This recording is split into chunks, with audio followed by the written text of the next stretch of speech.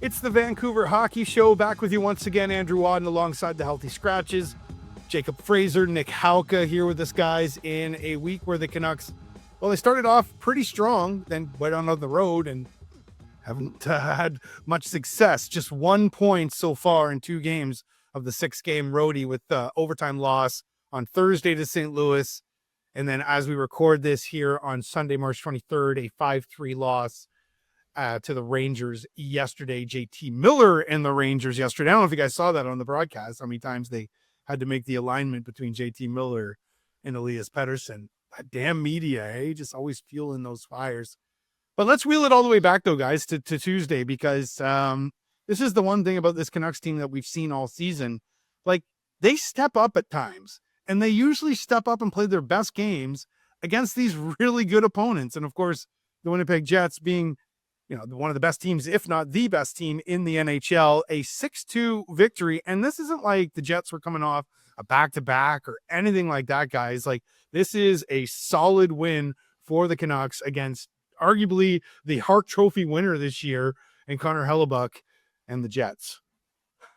Yeah, if you told me they were going to score 3 times in the first period against any team, let alone Hellebuyck, I think I would laugh at you. But that was quite the different performance, I would say. Again, not a lot of shots on goal, but they just found a way to put the puck in the net. And yeah, this team, you can't really get a good read on them. You don't know what's going to happen on any given night, which keeps things interesting, I guess you could say. But I don't know. I think the older I get, I like more consistency. But hey, they keep you on your toes for sure.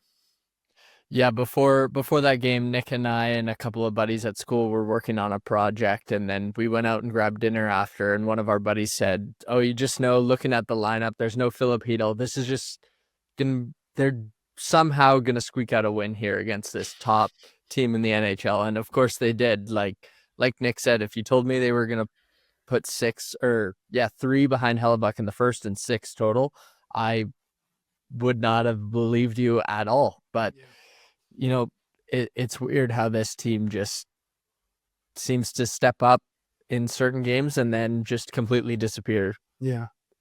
And then, of course, following that up with the loss to the Blues, which we'll get to in just a moment, which, arguably was one of the biggest games of the season for the Canucks, just because of where they're at right now, who they're battling for that last wild card spot. Besser with a big game, though, against Winnipeg. Boy, did he need that multi-point game, the first time since January 23rd that he had a multi-point game. But P.S. Suter, guys, is quietly having himself a season right now. Not just 2 tallies in that one. He's up to 20 goals on the season. It's his first time in his career, and he needs 2 points to match his career high. So I'm going to not go out too far on this limb, but I think he's going to be able to either reach that or break it, depending on injury or anything else. But I mean, I know we talked about Suter in terms of, what he could get on the market, because he is going to be a UFA at the end of the season. I don't think the Canucks are getting him at 1.5 or 1.6, whatever it is now.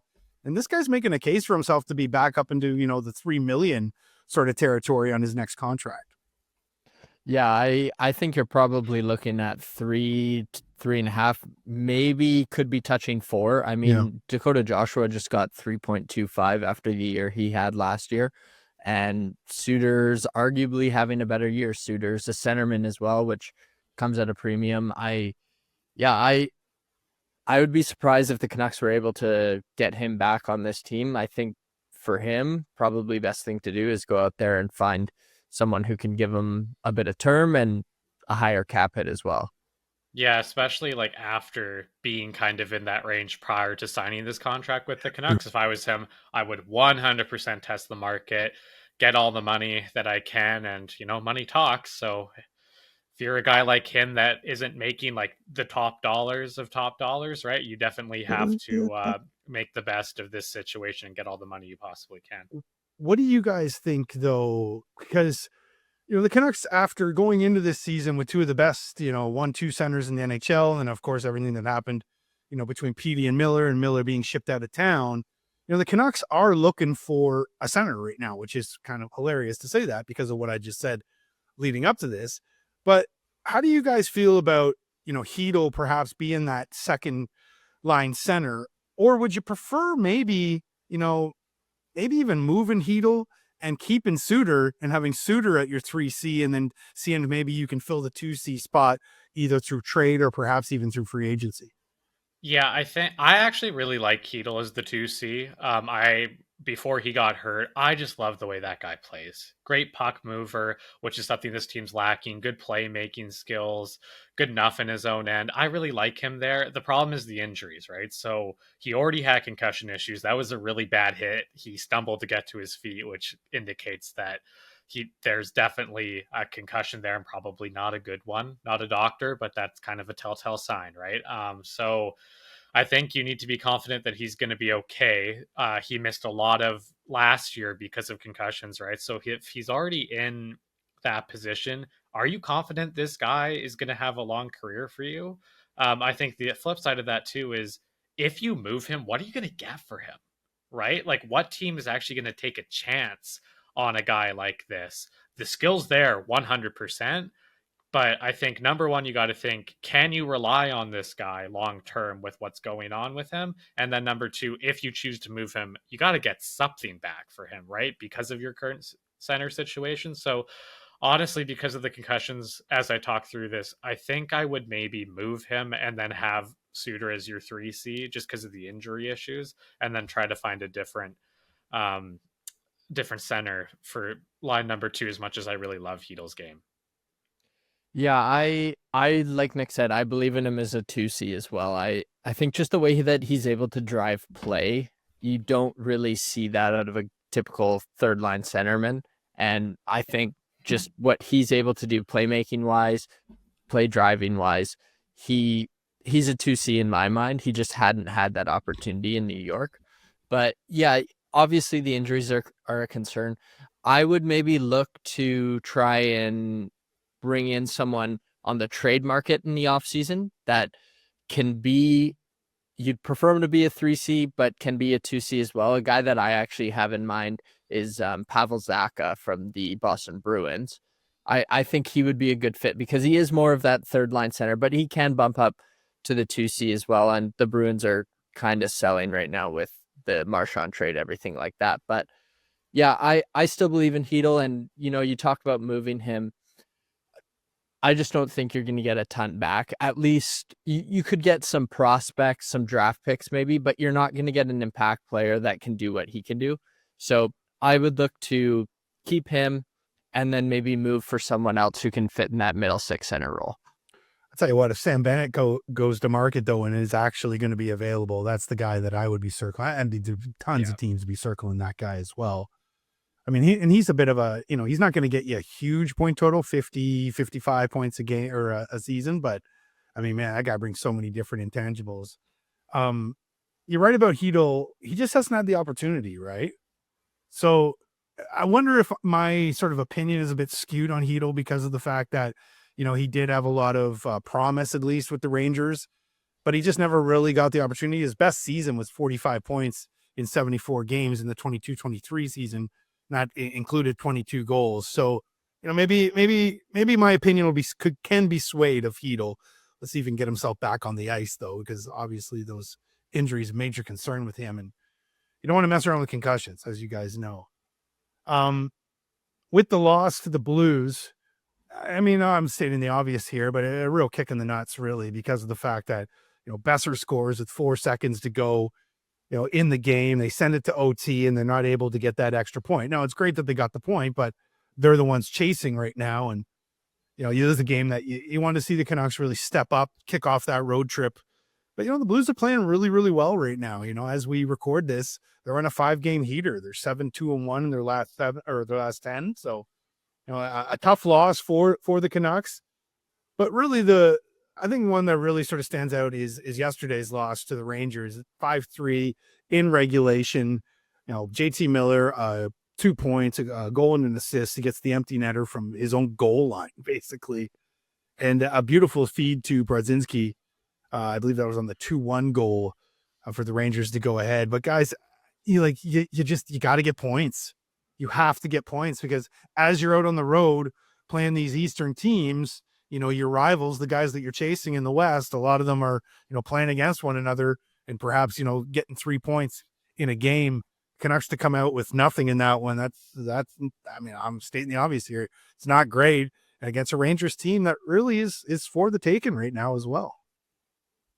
Yeah, it is. And Quinn Hughes really did whatever he could to try to will the team into a win yesterday, and it just wasn't enough. Apparently, Quinn Hughes and the power of friendship isn't enough to win games in the NHL. Pettersson goes down in that one. Good thing we made lots of moves at the deadline to push to the playoffs. Oh, wait, no, we didn't. So, hey, shout out Neil Zaman, 2 assists yesterday. All right, man. Got to shout him out. Give credit where credit's due. Oh, okay. 2 assists. What a game. But yeah, PD goes down. You outshoot the Rangers 3-1. And this is, if you when's the last time the Canucks did that to a team and you get goalied like that? Pretty unfortunate. But here's the weird thing about the game, right? Like, the Canucks did such a good job at holding the Rangers to, I think, how many shots did they finish with? Like, 15? I'll look it up. Anyway, but it was less than 20 shots, right? But for a team that really did not allow a lot of opportunities, the opportunities they allowed were they're just guys wide open in the slot over and over again. For a team that was so good structurally, defensively, the breakdowns were just massive, right? On the third goal, you have 3 people into the corner and Brodzinski wide open in front of the net. Like, what are you doing? Like, I think Joshua was on the back track, tried to pass him off to Mancini, I believe. And then there's just a miscommunication. He's wide open. Like, there's just, for not making a lot of mistakes all game, the ones they did were so egregious that it led to those goals. And you just can't win like that. Even if you're going to outshoot a team 3-1, you can't let an NHL player in the slot wide open that many times. It's just not going to be successful for you. And I know the Keandre Miller goal was really weird, but again, like, you just can't win games like that. Well, that's exactly what I was going to say too. Cause I mean, the New York Rangers, as much as their struggles, like, they've struggled so much this year for sure, but they've got such a good top 6. Artemi Panarin, JT Miller, Mika Zibanejad, like, I can go on. They've got so many guys that are dangerous. You can't give up that many grade A chances to a team. And that's why I just don't see the Canucks having a ton of success in the playoffs this year if they somehow find their way in at this point. But they give up these, even when they're having a great game, they give up these terrible grade A chances that these top teams that they're going to be going up against for the rest of the season and into the playoffs, they're going to capitalize on a lot of those. And I saw a lot of Canucks fans on Twitter complaining about Kevin Lankinen. Oh, good thing we extended him despite not seeing him get a starter's load or whatever. It's like, none of that was on Kevin Lankinen at all. Yeah. Literally like, none, you look at the save percentage, sure, it wasn't great, but it's not his fault that they're giving up, like you said, wide open chances in the slot. Like, it's ridiculous to me that you can put any blame at all on Kevin Lankinen. Yeah, no. That's the thing too, though. Like, Canuck fans, man, I've said it before, they're bipolar. Like, it's just, what have you done for me lately, really, with all of them right now? And Lankinen again was walking on water earlier in the season. Oh man, what a fantastic pickup. Oh, extended, love it, another 5 years of Kevin Lankinen. And again, you guys are absolutely right. It wasn't even his fault in that game. Although when you do look at the shots, 39-12, yikes. Like, holy, that is unbelievable. But again, to me, it's just the fact that you just got to get at least 1 point. Like, you just have to get something out of all of this. And, you know, when your guys that you're chasing are playing against one another, basically, and, you know, taking 3 points, like, you're falling behind at that point. And with Elias Pettersson going down in that game, Nils Höglander goes down in that game. We're seeing reporting today, Ben Kuzma and Ian McIntyre both tweeting out that they did not participate in practice today on Sunday. That is, Aatu Räty has been recalled from Abbotsford. It's on an under emergency conditions, but in the team also reporting, or at least Rick Tocchet reporting today, that Höglander and Pettersson are both day-to-day, so they'll see where they're at in 24 hours. When they face off against the Devils next. But, you know, we're just starting to see PD sort of turn a corner, guys. And I mean, in fact, too, like, Nils Höglander's been playing some better hockey as of late as well. But I mean, what a bad time for PD to go down, especially considering how he's been playing and the fact that, there's only 12 games left in the season. They're going to need EP40 to make this push. Yeah, Pius Suter, first line center, Yeah. kind of came at us a little faster than we Yeah. thought. Hey, if you told me at the beginning of the year that was going to be a reality, I'd be like, wow, they must have had a ton of injuries. Well, not really. So yeah, that's pretty tough. Yeah, PD was starting to play better. He was starting to dictate play a little bit and starting to kind of get into a rhythm, and it was very hopeful to see that. And now he's hurt. So that's kind of typical Canucks luck. So very unfortunate.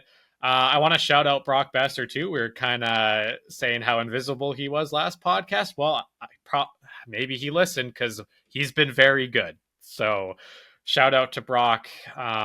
Multiple 2-goal games. He has been playing a lot better and has been very noticeable. So it was really good to see those two going at the same time. And you saw kind of in the Winnipeg game how effective that was when two of your best players are playing really well. And then PD gets hurt now. And now I feel like Brock might have trouble because, again, like he needs someone to create and play make for him. And now with that not being there, Pius Suter isn't a great playmaker, more of a scorer, defensive guy. So we'll see what happens with him there. But that's quite unfortunate. Is this center group of Suter, Bluger, Oman, and Ratu? Is that Tocchet's dream? Just like dump and chase. Yeah. No offense, just yeah. just pure defense and dump the puck in. Like I don't know. We could see the Canucks pull out a win here with this this group just because they're gonna play exactly how Tocchet wants. But yeah, I mean, you look at the center group this time last year, Miller, Pettersson, Lindholm, and Teddy Bluger, and now you got Suter, Bluger, Oman, and Aturatu. So it's a very stark contrast. It's not very promising. I mean, I was thinking about this earlier too. Like, I don't think you get Filip Chytil to come back this year. I think you give him the rest of the season to just heal. And as far as Pettersson goes, like, you obviously need him to win games, but if he's out for a week, you're not squeezing into the playoffs. So maybe you give him time to rest as well. I don't know, but yeah, this team's got a very long uphill battle if they want any chance at making the playoffs. I think they're 4 points out right now. 3 out right now. 3 out. But they're the teams they're chasing in St. Louis, who has that second wild card right now, and Calgary, who's one ahead of the Canucks. They both have better points percentage than the Canucks right now. That's, once you start slipping on that gives you a good indication of obviously where they're at with the math, right? And as mentioned too, the Blues are absolutely red hot, and Calgary's playing good hockey right now too. So the funny thing about Besser too, as you mentioned, Besser there, Nick, he led the NHL at least in the week that we've had before we last had our last podcast. Over the 3 games, 6 points, 5 goals. So he's looking pretty good for Brock Besser. I mean, it's not been a great season for Brock Besser. And you talk about, maybe shutting guys down. If they have a bad rest of this road trip, like I could see that. But what does that say, though, with the Besser situation then? The way they handled it and not trading him, right? And trying to make this push. Like, if it's all for nothing and then he walks, the court of public opinion in Vancouver is going to be terrible, man. Talked about him being bipolar. They're going to be out with pitchforks, man. Holy yeah, that's not good business in my opinion. No. Yeah, you're telling me that guy that can score like that in streaks isn't worth a first round pick in a player? Really? Yeah. Sure about that? Yeah. I saw the market. Yeah, I can put 2 and 2 together. Like, Dollywall was reporting that there was first round, but then there's other people that were reporting that it wasn't. Like, I don't know, man. I mean, Dollywall talks to the agents a lot, and I think sometimes at times, and don't get me wrong, like, I'm not questioning his sources, but I think at times, these agents, they have a narrative that they want to push, right? So, yeah. The information that they could be giving, though, might seems legit, might be a little skewed, though, right? And you're right, though. How did Scott Lawton got a first round pick? Scott Lawton, he's decent enough player. He's not Brock Besser, though. Nope. I guess that just shows you, how valuable centers are as well, right? Goaltending is pretty valuable as well. And Thatcher Demko had his first full practice in 6 weeks today in Jersey. So that's some good news. But like, where are you guys at with Demko in terms of like, we're talking about perhaps, if things sort of go sideways for the Canucks, maybe they think about, just sitting down guys. But like, is there really even any point of Demko coming back this season, especially with the way that Kevin Lankinen has played outside of a mean Rangers game where everyone seems to want to fucking get rid of him now? But do you guys even just see the point for Demko? And I know it's tough to answer because if you're Thatcher Demko, like you're probably like, I don't really give a shit what you guys say. I need to play, right? Like I just need to get my feet wet again, right? Yeah, I think that's the issue, right? I also think that it might be a detriment for a couple games putting him in down the stretch when you need to win games because he's a goalie, right? He needs to get into the rhythm and he needs to feel comfortable again. And it takes time for that, right? We saw it earlier this year where he's trying to find his game again. And he did struggle a little bit because when you're not playing NHL goalie for 6 weeks and you're not on the ice a lot, this is the first time he's been on the ice, right? Like you start to lose it a little bit. It's like such a feel game back there, right? So it's such a tough situation because ultimately you want to put him in because you know how talented he is, but with the injuries and stuff, like I think you kind of got to stay the course with Lankinen the rest of the way. I don't know how many back-to-backs the Canucks have coming up, but they've been playing Lankinen back-to-backs and stuff like that. That can be a lot for a goalie, especially in the NHL. Like, especially the way the Canucks play, they're allowing 30 shots a game. So I think you'd like to see him come back. Just like Nick said, he wants to get his feet wet. Let him get his feet wet a little bit. Like, I don't really see the harm in that, especially with the fact that management or the coaching staff just doesn't seem to trust Archer Shelovs at this point to put him in the net. I think you should probably give Demko a couple games if he's ready before the end of the year. One back-to-back left. It's the April 5th and 6th, Saturday, Sunday. It's at home, Anaheim, and then Vegas the next night. So, yeah, maybe you're right. Like maybe he gets that Anaheim game. It's a 1:00 affair as well. So a matinee affair here in Vancouver. And before that, like leading up to that game, they'll have gone through the road trip, which has 4 more games left on it. Jersey, New York Islanders, Columbus, Winnipeg, and then they're back home to Seattle to kick off a 3-game homestand. I mean, if things don't go right in those 4 games on the road trip, like, yeah, you're right. Like these games might not have a whole lot of consequence to them. And maybe perhaps, you see Demko maybe even a little bit more than just, that one game on that back-to-back. But we'll see where it goes with the Canucks. I mean, as Canuck fans, they want to make sure that this team is still in the fight. But I think these next 4 games are really going to determine whether they're going to be, still alive and still battling for that last playoff spot. March Madness is going down, guys, as everybody knows right now. It's a great time of the year if you love college hoops. It's arguably one of the best tournaments in sports, just the one and done factor of it all. We've seen some upsets already, although my Michigan Wolverines are still alive, so I'd love to see that. But let me ask you this, though. So just looking at the NHL through the lens of a March Madness style tournament, if you just went one bracket on one side, one bracket on the other side, East, West, 1 through 16, both sides, who would you guys have coming out of the West and coming out of the East? And I will tell you right now, as of today, the Canucks will be the 10th seed in the West. They would have to face off against the Minnesota Wild in round number 1. So I'll ask you 2 questions. Who do you have coming out of the West and the East? And do you think the Canucks could at least get through the first round? I mean, they maybe could. If it started today, the Wild wouldn't have Kaprizov, right? So that would be a big loss for them. But the Canucks also might not have Elias Pettersson, and if that's the case, there's absolutely no way they can take the Minnesota Wild down. I just think they're too talented of a team. But if you got Elias Pettersson, yeah, I think there's a chance they could squeeze out a 3-2, 4-3 victory if they can get the offense going a little bit, but I definitely wouldn't be putting money on the Canucks to get by the Wild. I'll just say that. All right. Well, then who do you think could run the gauntlet in the West, though? In the West, I would pick the Colorado Avalanche right now. Ooh. I think they I really like Martin H's, just the Yeah. amount of speed they have. They upgraded that D-core as well, brought back Eric Johnson, Ryan Lindgren. I think they're a really legit team that can go on a cup run right now. The 4 seed.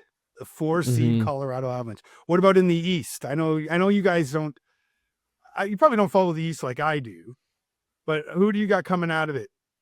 I have Ottawa right now coming out of What? the East. They're Ottawa? hot.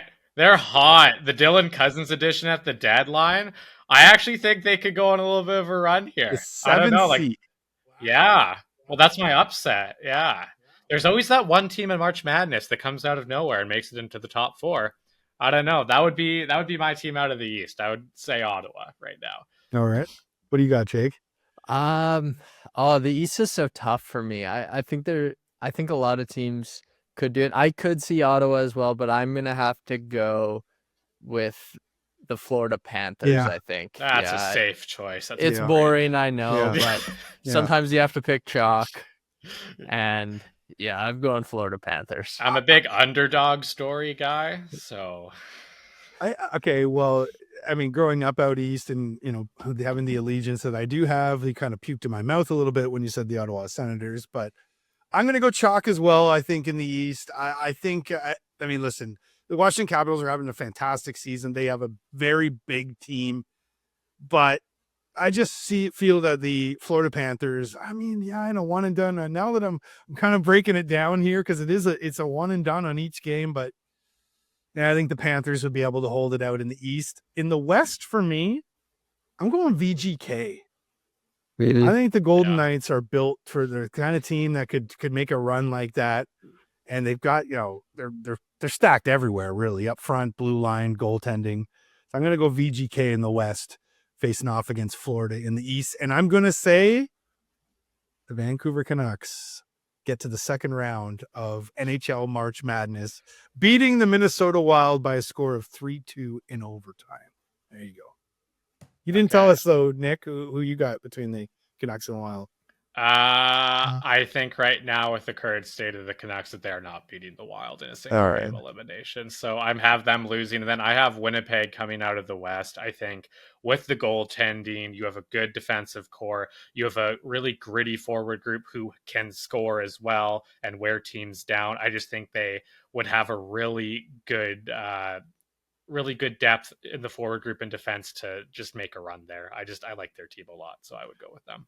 Do you see any? I know you picked Ottawa, who would face the Islanders, by the way, in a March Madness style tournament. I would pick Ottawa to get through that game.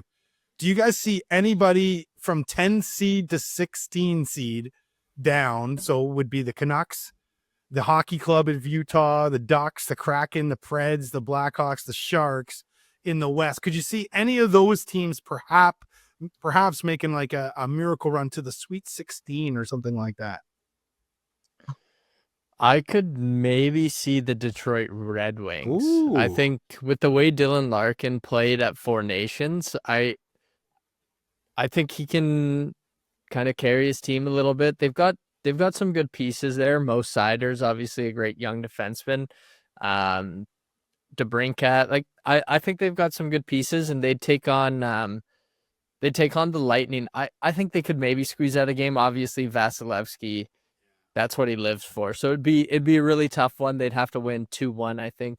But then they'd have the Leafs in the next round, and we know what the Leafs do come playoff time, right? Oh yeah, well, hold on. The Leafs might not get through the Pittsburgh Penguins, who they'd have to face in round one. So, it's a good pick though, because for the bottom half of 10 through 16 in the East is the Islanders, the Blue Jackets, the Red Wings, the Bruins, the Penguins, Flyers, Sabres. I think CBJ might be able to have a little bit of an upset there as well. They would face off against the Devils in the first round. I think that would be a pick 'em. I think actually in that first round, especially with Jack Hughes being out for the Devils. So, man, it'd be a fun tournament to do though. It would be like just single elimination. That would be wild, man. Absolutely wild, especially just with the parity in the NHL. There's any team can win really in any given night. So it's not quite like the NFL in any given Sunday, but I don't think I'd be picking the Sabres or the Sharks to be doing any damage, though. All right, let's see if the Canucks can do some damage on this road trip, because boy, do they need it now. 4 more games left on the roadie. We'll be back with you guys next week, probably around maybe even through to the Monday, so the following week as well, just because I want to get those games under the belt and see exactly where the Canucks stand. But this is pivotal right now.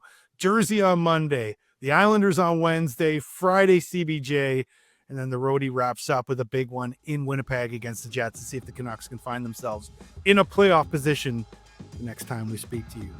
With the Healthy Scratches, I'm Andrew Wadden. Thanks for listening, everyone.